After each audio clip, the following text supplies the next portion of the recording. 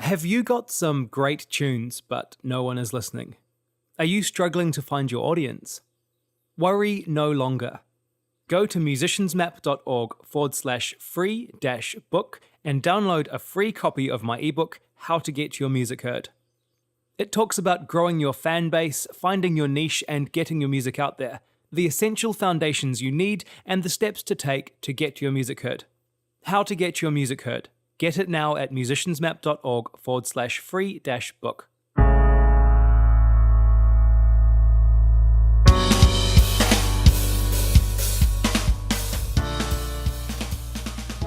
Hello and welcome to the Musicians Map podcast.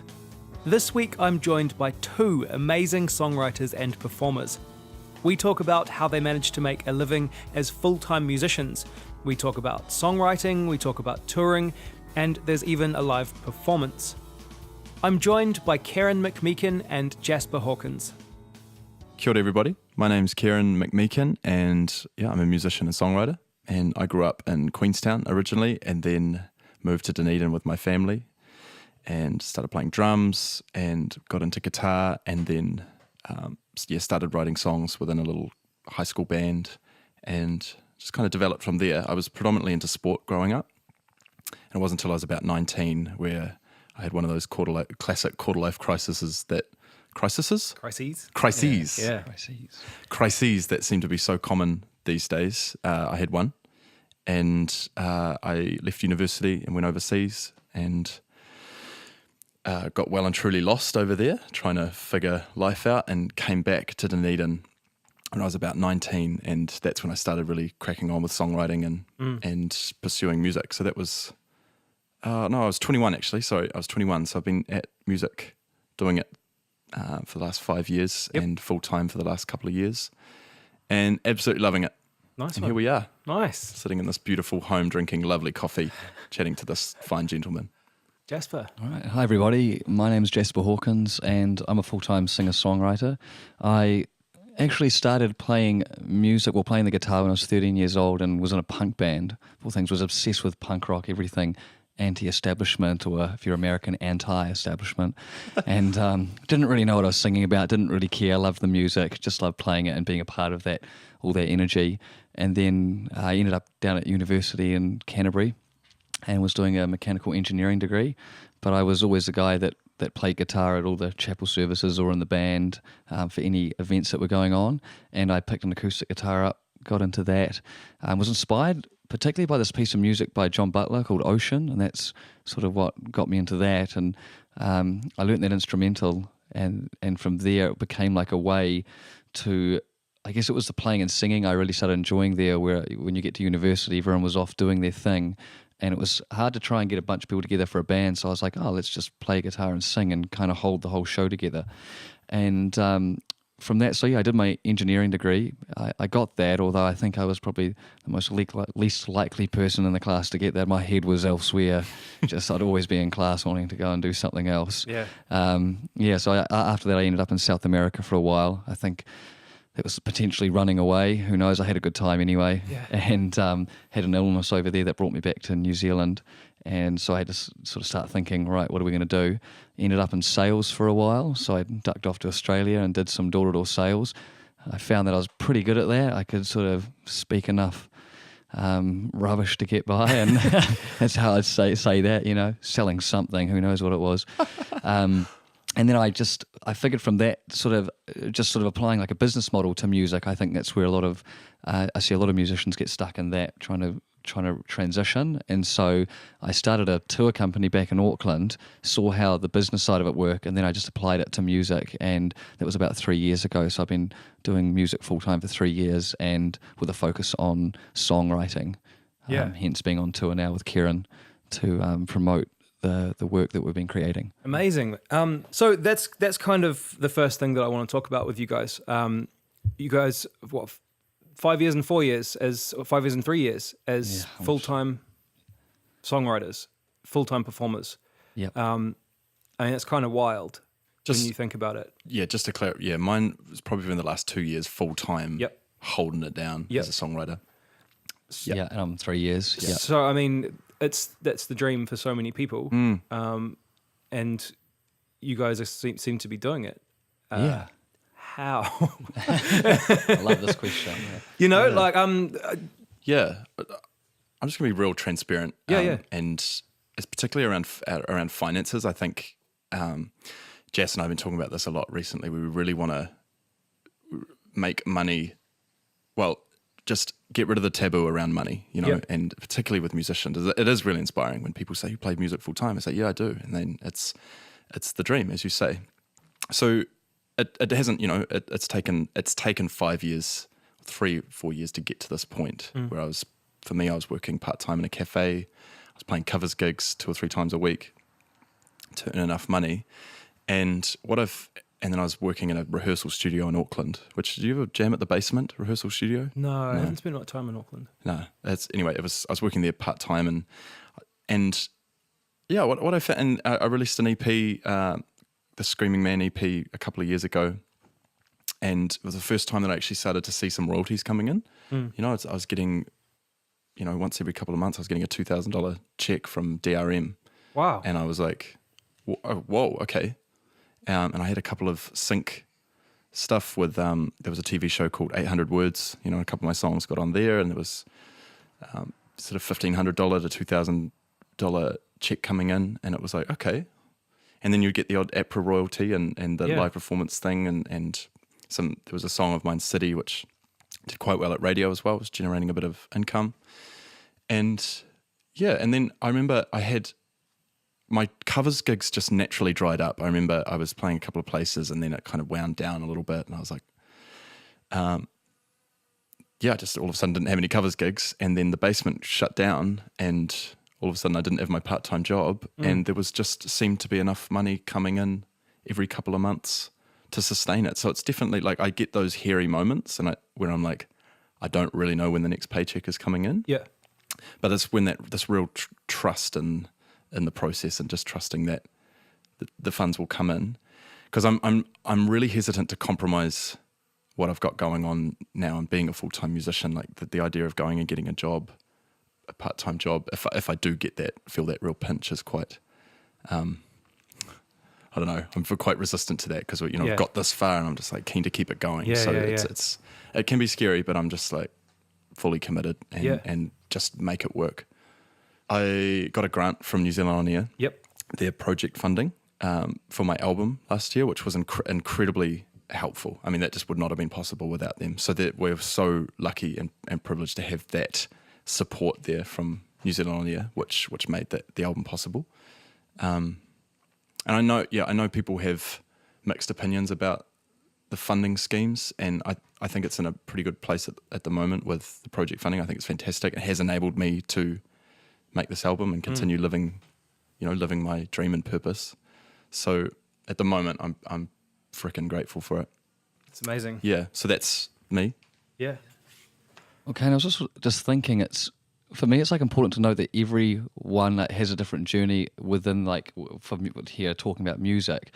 There's everyone that I talk to, like Ciaran has his own journey, and because for myself, I play covers to keep going, but it's always like, for me, thinking about what it is, where I'm heading. Like, for example, you know, we're going to have to wrap this up at some stage because I got to go songwriting. You know, like it's sort of it's making sure that I think that's what's been really good hanging out with Ciaran, is he's quite clear. Well, it's what I see anyway on where he is going, and I find it quite good being around clear-headed people to sit there and go, what is it that is my thing, and I want to songwrite. But within being a musician, you can be seen, if you're playing in a bar somewhere, everyone goes, oh cool, you're being a musician, you're doing this. But you talk to a lot of musicians and they're like so sick of playing covers, it's sort of like masking what you're actually wanting to do, so it can be easy to get stuck in a bar. And I think it's about, for me, looking at that part of what I do feeds into the creation and the making music. So I personally I do bars, functions and weddings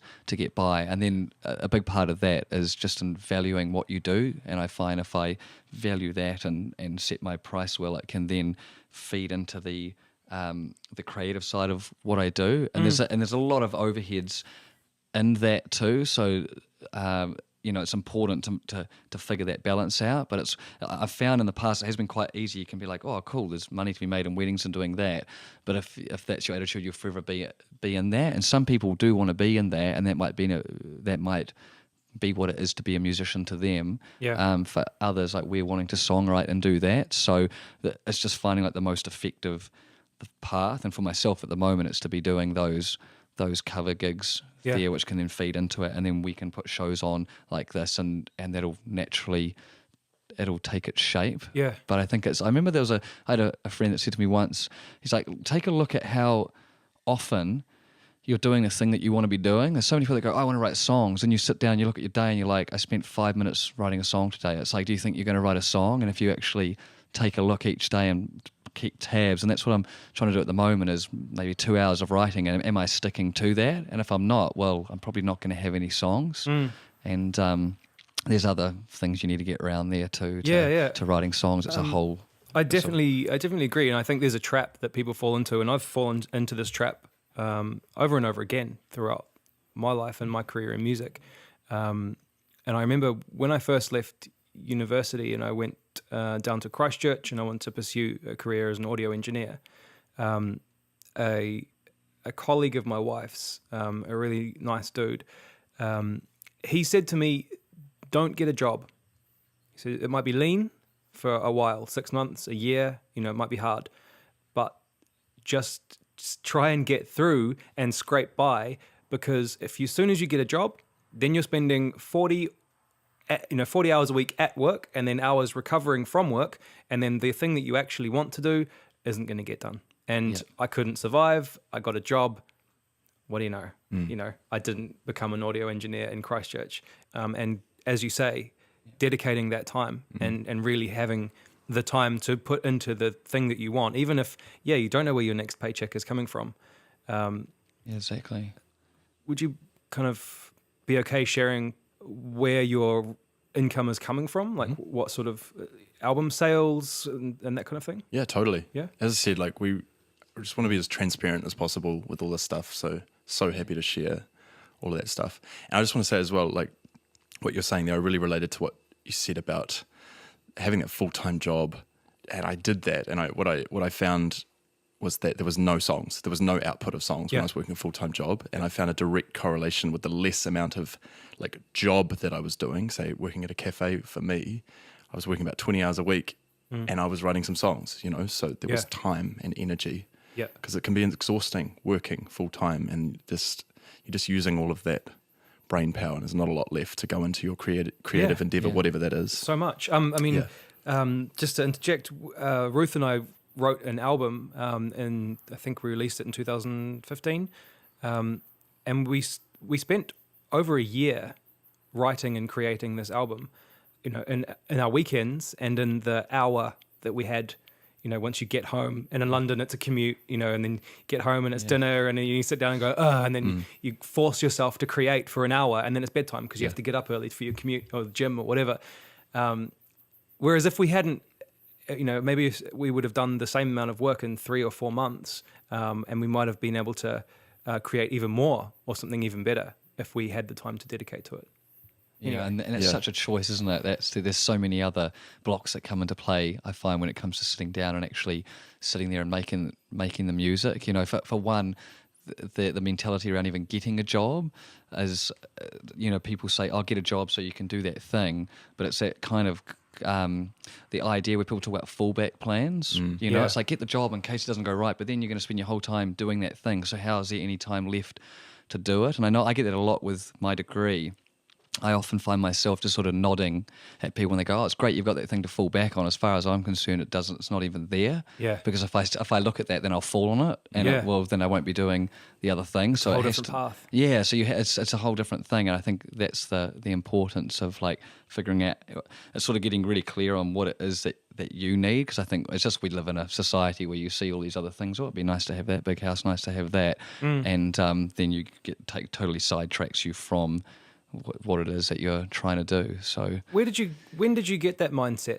When did that change? Because it's obviously a shift in mindset, right? Yeah, I mean, maybe the quarter life crisis or whatever you're talking about. There becomes a point where it's sort of like I don't know, I almost feel like I sank into like depression. I felt so, there was something inside that was just so not right that it couldn't not happen. And then it like, forces you to take a look at the world. And I think some people figure that out when they're 20 and others figure it out when they're 50. That's why there's a midlife crisis. Some will get to there, or maybe I think if you're in like a state where you're like, oh, I'm not really enjoying this, but you don't really know what you want to do, you just sort of coast through life like that. Whereas if there's something that's really inside you, there's something that you want to pursue, it'll eventually bubble to the surface. Yeah. And so I can't really, it's hard, I can only speak from my own experience of the way I think. So I don't know, it's probably been there even since like a child, that kind of just, like to have some like reflection on what's going on rather than just following the status quo. Next sort of came a point where you're just like, you know what, this whole other thing isn't what I want to be doing. I want to be doing this. Yeah, well, I was like in a job down in Taupo Way, doing an engineering job, and I was just so unhappy. And then I came up to record a song up here, and I was in this most amazing state, and I was like, sort of looked, sat back and looked at the two. I was like, how can I be so happy and then so depressed? And then I remember I got a contract put on my desk, and I just picked it straight up and walked down to the HR. I said, thanks so much for this offer, but I cannot accept it, and ended up having a 45-minute conversation with the HR lady. And I think she started telling me how much she wanted to make cheese in the south of France. So I think she almost handed her resignation in the same day. Yeah. So it was crack up. Yeah. Should have been on Oprah, like Tom Cruise, just dancing around. Yeah, you can do it. You can do it. I love that. So let's maybe if we can talk a little bit about finances, where the money comes from. I'm sure it'd be of huge interest to people that are kind of thinking about making this step, maybe putting it off for a few years or however long, and they're thinking, okay, that's fine, but where and how? Yeah, I mean, right now, because it's changed a lot, and I was talking earlier about, back in the day, it was covers gigs was really great, but right now, my primary source of income is through DRM, and so DRM is a New Zealand company, digital rights management, and they deal with all of my royalties from Spotify, iTunes, and the likes, and that just, and they send me this massive spreadsheet every 2 months, and I do not read it because it's such a massive breakdown of where all the money's coming in. So if I was a bit more business savvy, I'd probably like look at that and actually be able to break down where all the money's coming digital from. Sales. Yeah, digital sales. Yeah, to answer your question, digital sales And streaming. Yeah. So there's that. There's a little bit of sync stuff, which is great. And does that reoccur, or is it one off? They're one off. Yep. Yeah. That not so much right now, but and a little bit of live performance stuff as well. There's been some good, not corporate, but more of a corporate style gig where there's definitely charging a lot more. And that's about it. And I do live lean, that's really important. And it sort of ties in with what we were talking about before, like where I think I do see a lot when I'm talking to musicians and stuff, and because a lot of people, I've had a lot of conversations with people who they really want to commit to music, but there's so much fear there, and I really relate to that fear. I know what it's like, where people, I think they do get used to a certain amount of income coming in, and the idea of not having that is actually really paralyzing for them. Yeah, when you've got rent to pay and a loan or something. Yeah. And I know that, and that's when the mortgage and kids stuff. I mean, I don't. Yeah. To be honest, looking at it, it just seems impossible. So I think the earlier you can get in and commit to a life of music, the better, because there's less responsibilities. But I do see it, a lot of fear as to actually jumping in and pursuing it, and it's understandable. And for me, the real trigger of getting into it was there was no option, because I really related to what Jas was saying before about that depression.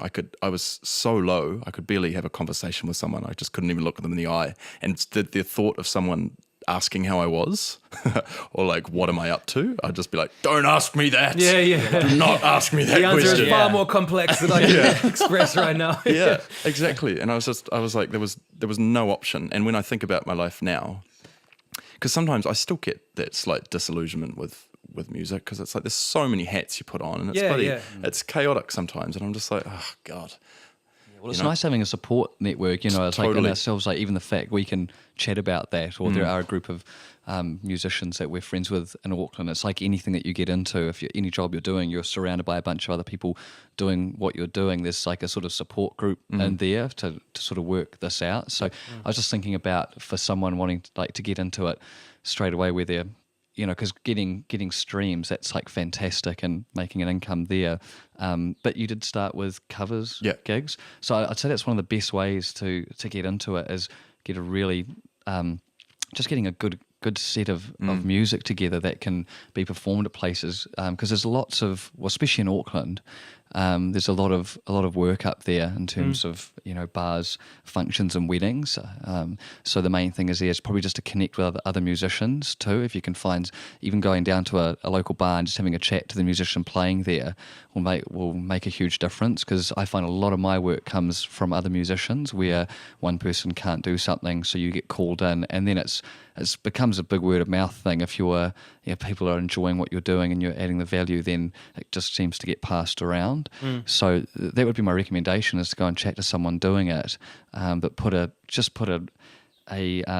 set of music together that feels like yourself, because we've all got different things going on too. That's one thing I've noticed, is everyone has their own thing. I think that's still an important part of it. And then what that I found personally on my own journey, that's allowed me to make a living, but not having to work 40 hours a week. Yeah. So it's freed up that time. So there's still going to be time, and I hear everyone, there's still a lot of covers musicians that bitch and moan about, their job and having to play wagon wheel for people and whatever. But the way I look at it is, if you've got less time there and you're still getting a lot of other practice, like performance practice, like crowd engagement, so you're still at least working within your, like, the skills that you want to develop, rather than being an engineer or a lawyer or something that's so distant from it. And then it does free up that time to do creation. And the biggest thing with that, though, is I find then it becomes sort of self-discipline, or you need to find ways to be inspired, because it's very easy to then be like, oh, sweet, I've got 4 days off, I'm just going to go and out there and surf all day, or do whatever, and that you'll forever sort of be in this in whatever tier. So it's just knowing what you're happy with. But I do know musicians that focus purely on covers. That's what they want to do, and they want to make a whole lot out of that, and you can make a pretty decent living out of that if you're smart about it. More than I could in the other jobs that I had. And but yeah, it's just knowing that. Was Ciaran and myself more keen on the songwriting. I think it's just the expression is more important. Yeah. I think every musician has that as well, and a lot of people are reluctant to get into covers because of some of the things you mentioned. But for anyone listening, I'd recommend getting into covers in a heartbeat. I played in covers for 3.5 years, I think. When I was sort of in my teens, and it was the best thing I ever did.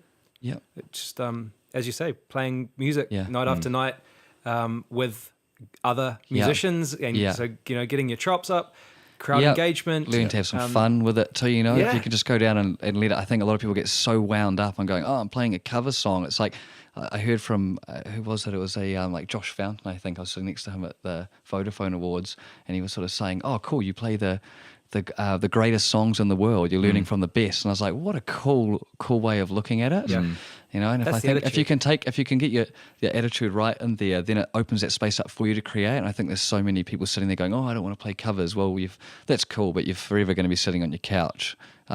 Probably complaining about how unjust the world is. So, I guess it's that would, I definitely think it's a huge help to free up some space to do what you want to do. Let's kind of move into songwriting a bit. When you have that time, you have the downtime or the time that you've allocated every day, how do you sort of make yourself sit down and actually play? I think Jazz is definitely the best person to talk to right now about it, because he's in a really amazing mindset around songwriting. And he's, after this, he's going home to songwrite. I've actually got a session, for about 3:00 today. So now you've scheduled a session. I have, So that's one thing I'm definitely working with. I've definitely, though, been inspired by Ciaran here, though, with his Co-Vibe. Is Co-Vibe that right? Yeah. The Co-Vibe organisation, just in getting young songwriters together and that collaboration. And I correct me if I'm wrong, but I believe that sort of came out of the fact that we'd started co-writing. So I found this thing, it can be sometimes quite difficult to sit down and stay inspired in your own ideas. It's kind of like trying to play a game of soccer with yourself, you're like, this is boring, her kicking a ball against a wall, whereas you immediately get someone else in there. And that's been really liberating, not having to be it also lets the ego go, and you're like, I don't have to be the songwriter. It's like we can work on this together and really focus on the song. So what you're looking for is like, what's going to pop, what's going to like get us going and we're going to really love, and then that expression can then go out, and if people like it, that's great. And so the collaborating's been great. I'd say that's a really useful thing to do. And lately I've met this guy, Laban Cole, at a poetry night up in Auckland, because I'm really enjoying lyrics. And now we sit down and we dedicate sessions to writing. And I find just having a schedule, like I've said today, it's really important that I do this today. This is my work. So scheduling that in and having that time on it. So I'll go away and just shut myself off, and we'll sit down and, we've got an idea that we're working on at the moment, and we'll chip through that. And then I'll just pick a guitar up and you'll start generating ideas and just putting them in, putting them in the box ready to pull out for when you're ready to get going. But the collaborating's been amazing. Sorry to interrupt, bro, but that's on Skype as well, isn't it? So Laban's in Auckland, and he's in Auckland. So I've decided, when I'm in Auckland, we would catch up, and obviously had writing sessions here with Ciaran, but I'm still doing it just via Skype at the moment, which is great.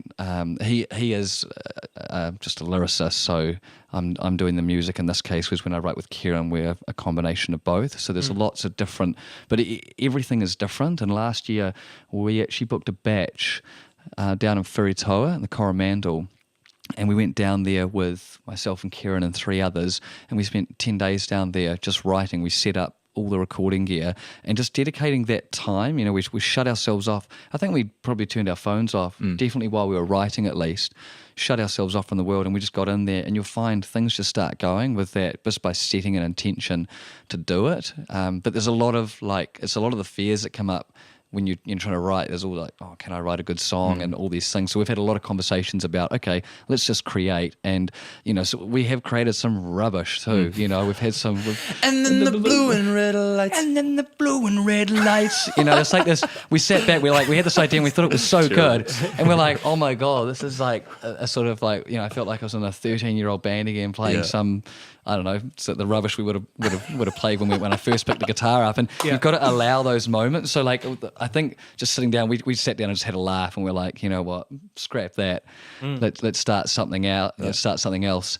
And so it's really giving. We turn up to those sessions and go, hey, let's just create, and whatever it is that. But the key is showing up for the work, and that's something I've been watching a lot of like Leonard Cohen stuff lately. I think that he's has a lot of wisdom, well, just in general, but that definitely in terms of songwriting as well. And I'm really just impressed how he would always just turn up at the page. He talks about dedicating that time. So it doesn't matter what you come out with, but like put 2 hours aside and just work, and put a timer on. That's something that's been really effective, because you put a timer on, you're like, okay, it's almost like you're going for the finish line, and then at that say it's 2 to 4 o'clock, you stop and you go and sit outside or make yourself some food or do whatever, relax.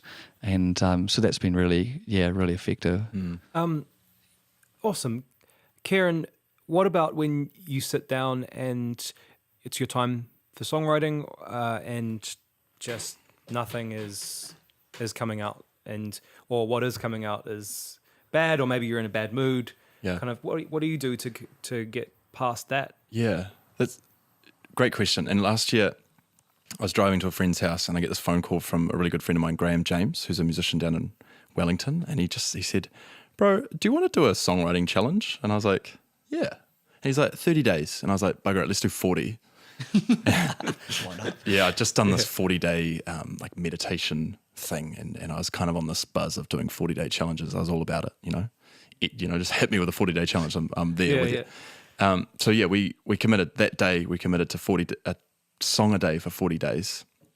And it was like 7 o'clock at night by this point. I was going to a friend's house, and came back after that, and it was 11 o'clock at night, and I had to write a song, So it was 2 verses and 2 choruses, basically. And that was what we defined as a song for this particular challenge. And totally came up against all of that. For 40 days, there's going to be days in there Yeah. where you cannot be bothered writing a song, or you've just got nothing. And there was. And I remember it was one time, again, it was getting later on in the day, and I was just like battling, and I was just writing this. I just couldn't get anything. And I went out and I was talking to my flatmate. I said, bro, I just cannot be bothered writing a bloody song tonight. And he was just like, dude, just go in there and write a shitty song. Just go and write a shitty big song. deal, yeah, whatever. Just write a shitty song. write a song. And so I did. I went in there and wrote a shitty song. Yeah. But what I found was like throughout the process was like it may take an hour and a half of like sitting at your guitar, resenting it, and just being like, I've got nothing, and not having anything fresh. And you might just, after a while, you just kind of stumble across things. You're like, oh, hang on, what was that? Oh, that's kind of cool. And then flesh that out, so it can take that time. And I guess in that, the thing with the 40-day thing, which was a big lesson for me, was like, come what may, I'm committing to this. So it doesn't matter what else is going on. This is happening. And that was really liberating, because you got very intentional and very decisive. And because, okay, this is cool. Okay, write some lyrics to this, see this through. As opposed to being like, oh, do I connect with that? Is that me? Is that all of those kind of questions? Or getting the idea and going, hey, this is really cool, and then feeling really good about it, getting a personal boost and going, right, beers, celebrate. Okay, I've done this awesome thing today, and just leaving it there. Yeah. And then coming back to it in 2 weeks and going, you know what, I don't really feel that anymore. Yeah. Being forced to actually follow through with it. Yeah, exactly. So that was cool, and did the 40 days. I did 42 days in the end. Nice. And I was just buzzing that whole time. It was like I felt really aligned with my whole kind of purpose in life. I felt like a songwriter, and it's because I was writing a song every day. Yeah. And I was doing a lot of collaborations with people. Like I ended up collaborating with my online audience as well. I wrote a song with them. I got them all to submit a quote or a line that they really connected with. I wrote a Christmas song with my family. I wrote a song with one of my really good friends, Chelsea, who's not a songwriter at all. And it was a beautiful way to connect with people. And it was just fantastic exercise for getting through your story, really self-limiting, limited belief stories, and just getting all rid of that. I'm writing a song. Yeah. Come what may. Yeah. And then cool. Ending up with 42 songs. Yeah. And I just want for people to know as well, like at the moment, I'm really inspired by Jas, who's very intentional, really excited about songwriting. I'm actually like the thought of writing songs at the moment is really repelling to me. I just can't. I'm in that same. Sure. So you're just going through a dip. And I've been here before, and I know that a remedy is to sit down and with the page and just do it, even when you don't feel like doing it. And that I just want people to know at home, like that.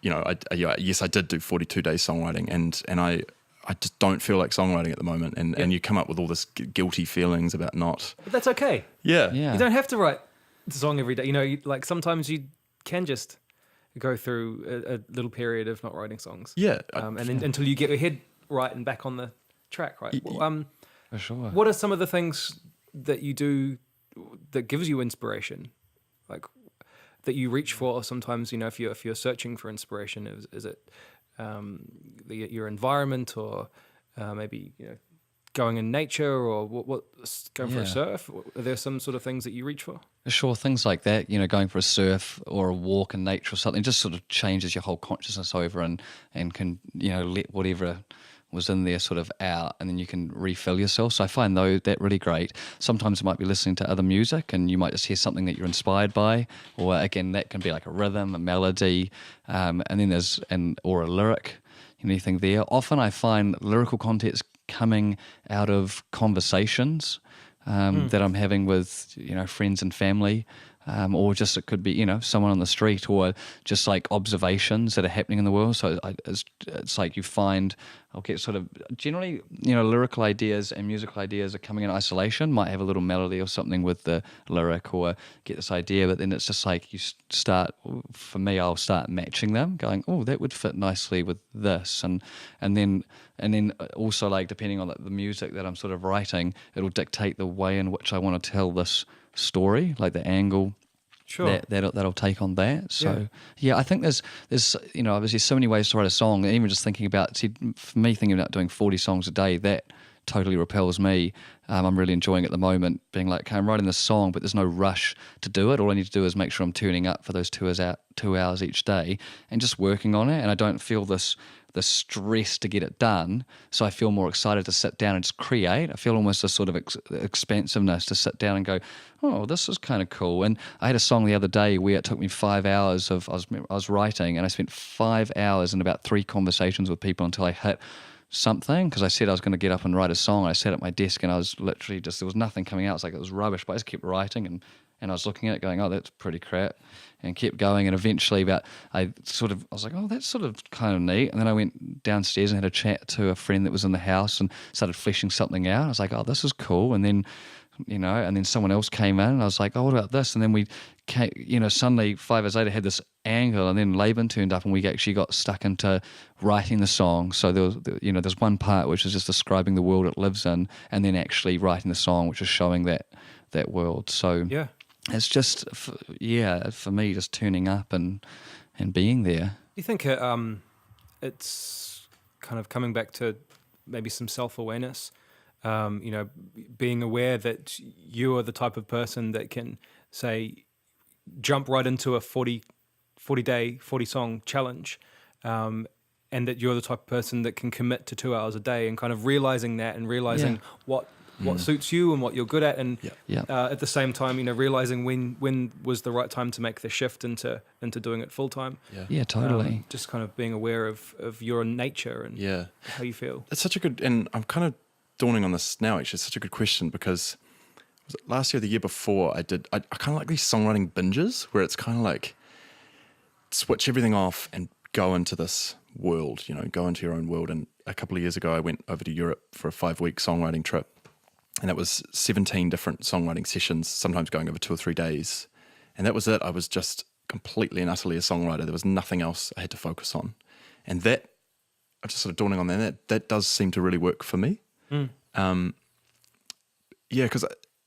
then again, we can do the other ones, but I do find I get really inspired when it's kind of, like 2 or 3 weeks of... You can switch off, can't you? Yeah. You don't have to keep changing your mind over from business mode to writing mode or like creative mode. Yeah.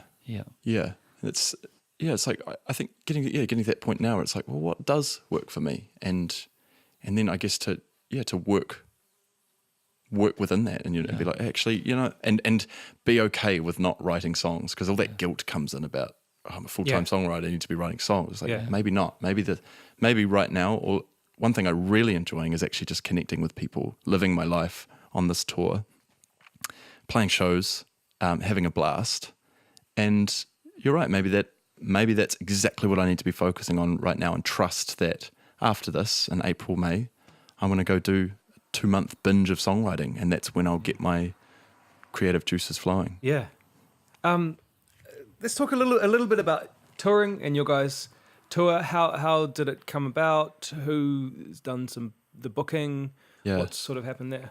So this came about because I keep for the last 2 or 3 years, January, March, April, May, June, July, August, September, October will come around, and I'll start kind of being like, oh, I'm going to play R&V this year. This is going to be the year I'm going to play R&V. I'm going to play, Explore and all that, and then it won't happen. And then I was like, next year's my year. Yeah. Next year's my year. That's when it's going to happen. And then next year will come around, and for whatever reason, whether it's profile or whether I'm just not, because I feel like I'm ready, but clearly, again, what we were talking about before we went on about, if the songs are good, people connect in it. Same with your live performance. Like if you're amazing, like undeniably amazing, you'll get the shows. Yep. So I'm kind of like at that point where I think, okay, I love what's going on. I love where I'm at. And perhaps it's just not quite at that point yet when you can play the midnight slot at R&V. Sure.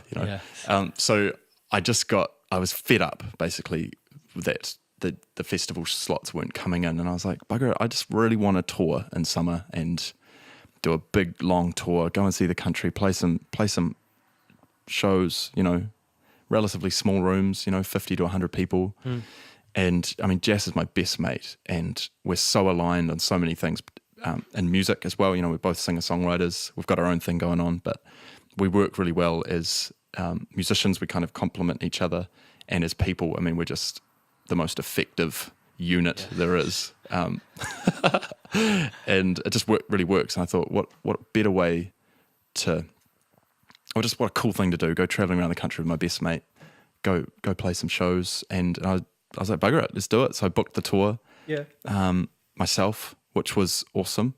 Did you just you look at a map and go, I want to play there, or did you kind of go through someone else's tour and look at the venues? How did you? Yeah, there was a bit of both. So I called a friend of mine down in Dunedin who plays in a band called Alizarin Lizard. His name is Michael someone. Michael someone, yeah. Good name, Michael. Sorry, Michael, if you're listening. And yeah, a really good friend of mine. Yeah. Michael Morris. That's his name. Yep. And he's done a lot of extensive touring. So I called him, got a few tips from him, looked at similar like-minded artists, where they had played, and I got out Google Maps and kind of booked my ideal route, and then started approaching venues and just putting this puzzle together. And it's I mean, so far we haven't been doing a lot of kind of crisscrossing around the country. It's all been relatively fluid. My dad thinks my dad would have done it differently. But I mean, we're just loving it. We're playing Raglan tonight. So what is it? What's the date? Music, man, it's not meant to all be straight lines anyway. No. It's like, but it's all fun. Yeah, totally. Yeah. Part of this as well is getting out and seeing the country, and we spent 2 months touring through summer, and it's just what a blast. Yeah. Amazing. And you guys whose vehicle are you in? Oh yeah, what gear are you bringing along with you? Like, because you're playing some random venues, right? Yeah. So that's been, Jasper's been awesome. He's got a fantastic PA system that we're using. We're in my station wagon, my $500 station wagon. It's like classic to music. We laugh every time we get in the car. We're just like laughing at each other because of just the kind of absurdity of the. Yeah, it's like totally sacked out as well. Yeah, I think there's like there's no room for anyone. Like every speed bump we go over, we're dragging it. Yeah, hitting the ground. But there's something really endearing about what we're doing and the grounding nature of it. We're literally packed in this car, touring around the country, playing. I mean, it's magical. Like the other night we were in Kuatunu up at Luke's kitchen there, and it's like when you're playing to a bunch of people that haven't even come specifically to see you, there might be a handful of people that have, but by the end of the night we had this captivated audience, like it was a full house, and that's a magical thing to do as well. People they've come to eat, and there's some music, and you get those moments, and I think that definitely makes the touring, that makes it worth it for me anyway. Yeah, that was beautiful, eh? Yeah, it was. Because that was an interesting gig, because I played back in the covers days, I played lots of garden bars, and I always run the story of like not wanting to intrude on people's evening, because I'm just background music and stuff, and I probably have been that in the past. So similar and like old ways of thinking was going through my mind when we turned up at Luke's kitchen, but I was actually like, bugger it, I really want to be bold and entertain these people, and that was so much fun. Everyone up dancing, and there were people laughing, and it was just a full interaction. There were tables everywhere, and then by the end of it, they were just completely. And it's surprising too, like all these things that have been, like with Ciaran being on radio, like she was on the Jesse Mulligan's show last year as well, and there's people there, that are hearing this. So there were people there that had heard us on the radio that didn't know we were even playing there that night. So it's just interesting to see how that can spread just by putting yourself out there and making the music and letting it start talking for itself. Yeah. Are we good to go?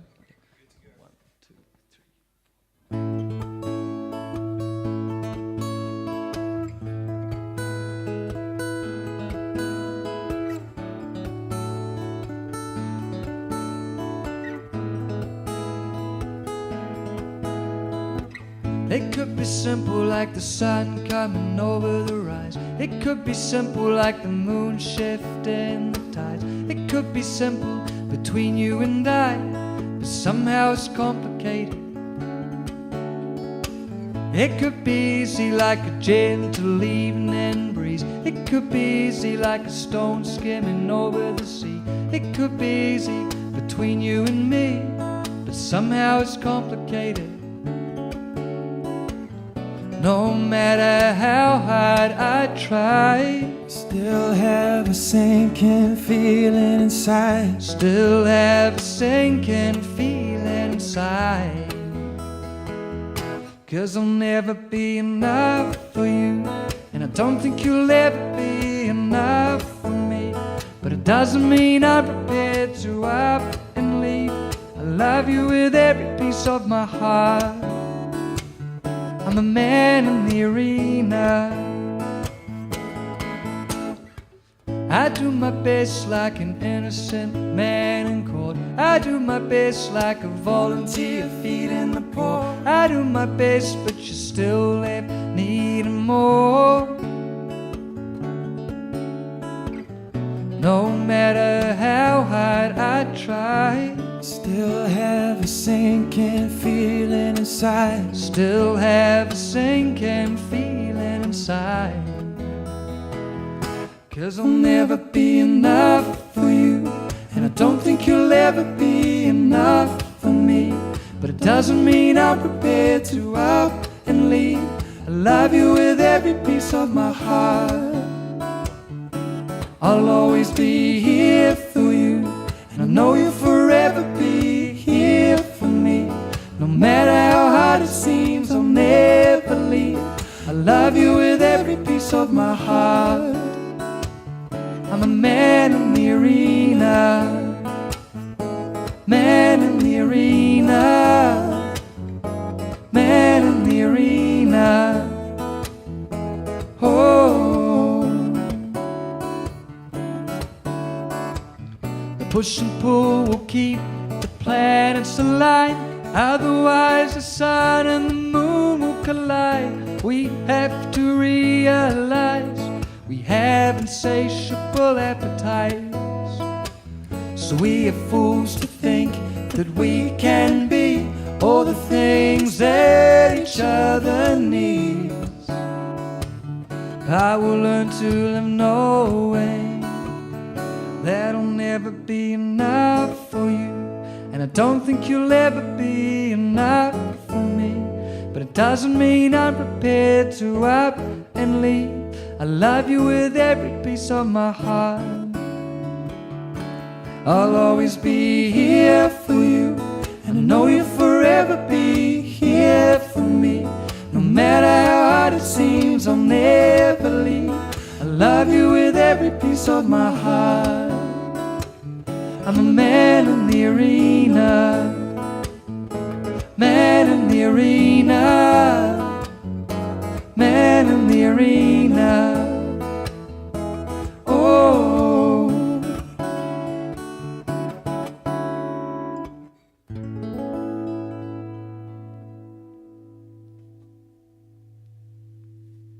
And that's the podcast for this week.